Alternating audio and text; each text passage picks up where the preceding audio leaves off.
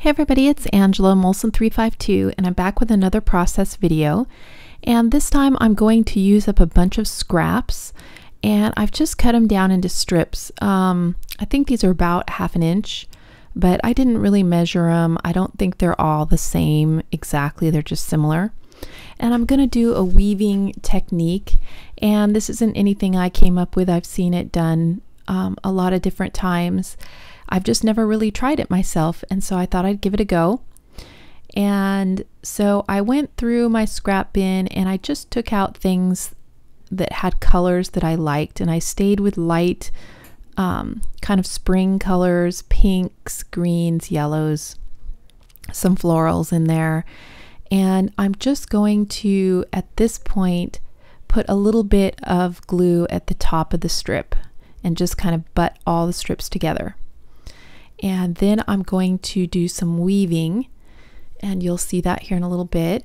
So yeah, this was different for me. I've never tried this technique of using up some of these, like that one there is a manufacturer's strip.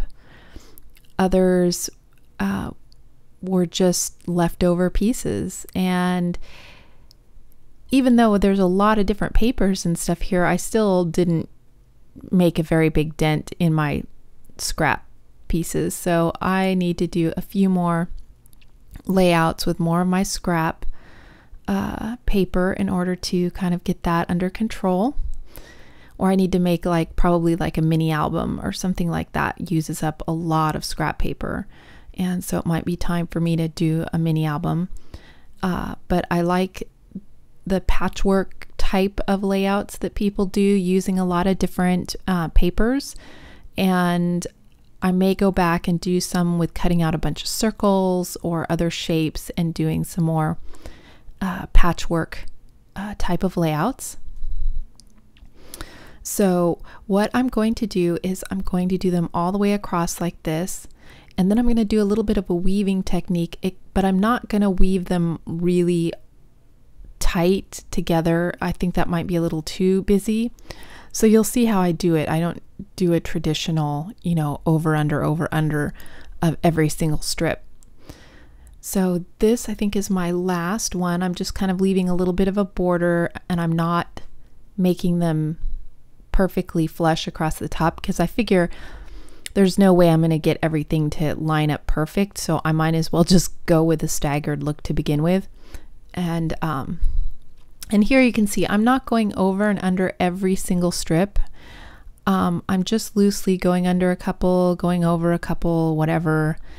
And then I'm doing it maybe a little bit different on another strip, and I'm not following any particular pattern. And I'm not going to make these horizontal ones solid, butted up against each other like I did the vertical ones.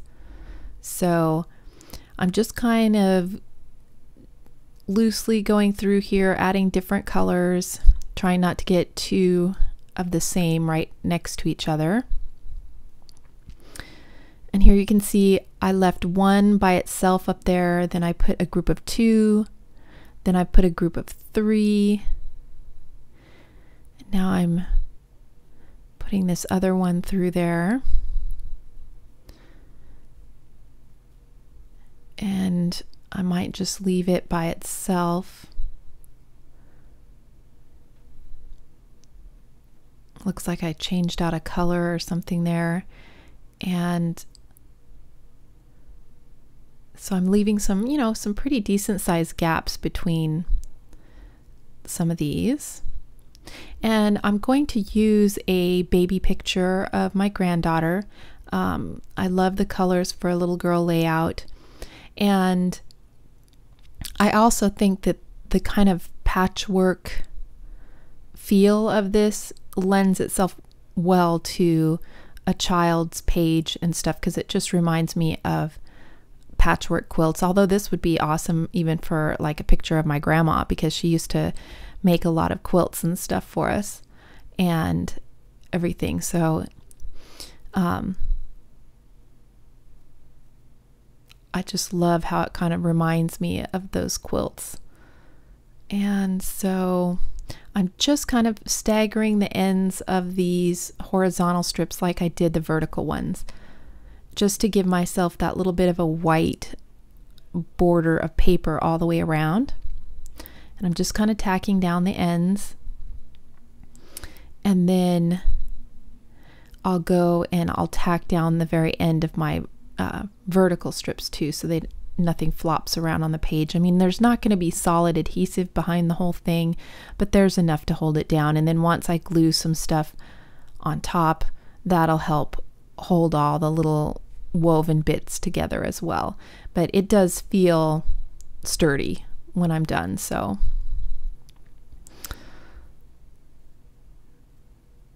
I'm just kind of inserting my last strip there and cutting it down a little bit. Just making sure that I like how it's woven through there. And there you can see that the ends aren't stuck down, so I'm just going and putting the ends of my vertical strips down to kind of hold everything together.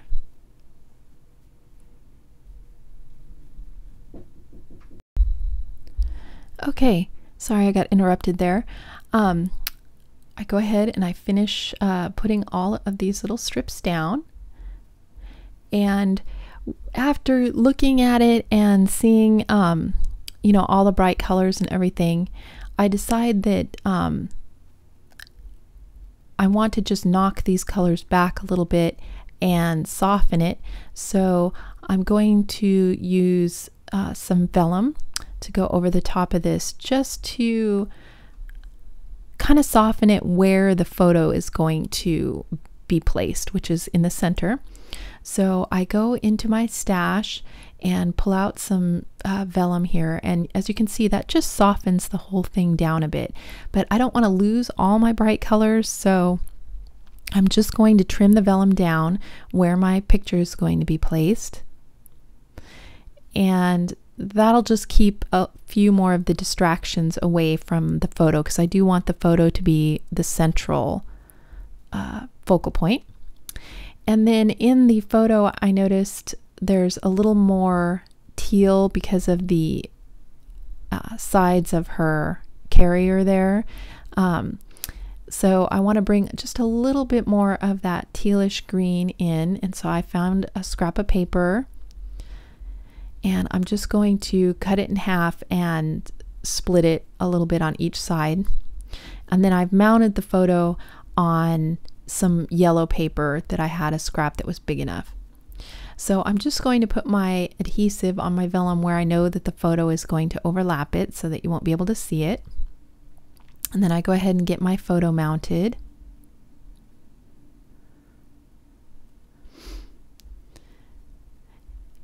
And then I'm going to go ahead and place this kind of teal paper behind. And I'm not going to do a ton of layering or a ton of embellishing on this, just because there's so much going on with the background paper. And I kind of want, you know, that to be the most noticeable thing. So I go ahead and place my photo down, and I get these Teresa Collins, I guess they're almost like library pocket holders, and these flowers that are from the Michaels dollar bin. And I just thought that the colors went really well with the background colors. And then there's also a little bit of gray in one of those flowers in the pattern, which kind of goes good with the gray sweatpants that the baby's wearing. So I'm just trying to figure out how many flowers and where, and I don't want to overdo it, so I decide to just go with 3. And at first I was going to cluster them all around where I'm going to put my journaling.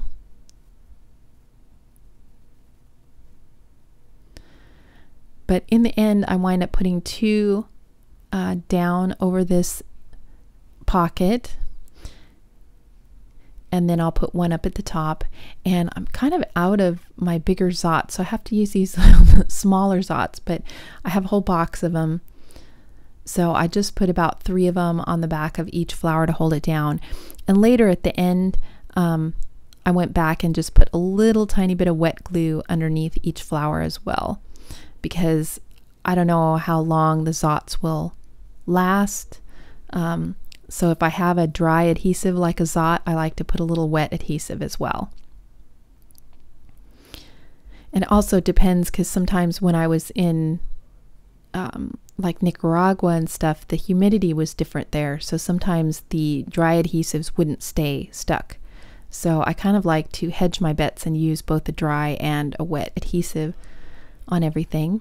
So I'm thinking about using some enamel dots on here, but then I realized that the centers of those flowers have pearls, and I don't use my adhesive pearls as much as I used to. And I thought this would be a good time and just to use that continuity. So I dig in my stash, because I know I've got a bunch of them, and I try to find some that are the same color type. So I pull out a couple of different types. I have these ones that have a couple different sizes, and the color on those matches really well. But I keep digging in my stash. I find these that have like the greens and blues, and so I wasn't sure about that. And then I also have these from Michaels that have a few more sizes to them. And I think I decided to go with these Michaels ones just because there were 3 different sizes of pearls. And there's several different tonal qualities of the pearls. So I find one that matches the flower centers. And I'm just going to add a few of those around in the different sizes. Some around each of the flowers that I put down. And that brings a nice soft little touch. I've, really liked the pearls on there. It had been a while since I'd used them, so maybe I'll start using them a little more. And then my video will cut off here in a little bit, but you'll see some of the thickers I pull out in order to do my title. And then I go through trying to decide which ones to use. And also, the only other thing that you don't see me put on besides adhering the title is I put on some, I think they're Teresa Collins rub-ons on that pocket. Just some little words, this makes me smile and stuff like that. So I'm going to do some journaling on this card, and I put a little scrap of paper as kind of a pull tab for that card. You can see that I did So Sweet as my title. And then those are the rub-ons there that I used. It was out of one of those waterfall packs, and I'm not sure if it's Teresa Collins or Heidi Swap that does those waterfall packs, but it was just in my stash. So there's the So Sweet, and I think that font is called Doll. And there's the adhesive pearls. And so I kept it really simple on the embellishments just because the background was, pretty busy and intricate. So that is my finished layout, and thank you guys so much for watching. If you have any questions or anything, just leave me a comment below, and I'll talk to you later. Bye.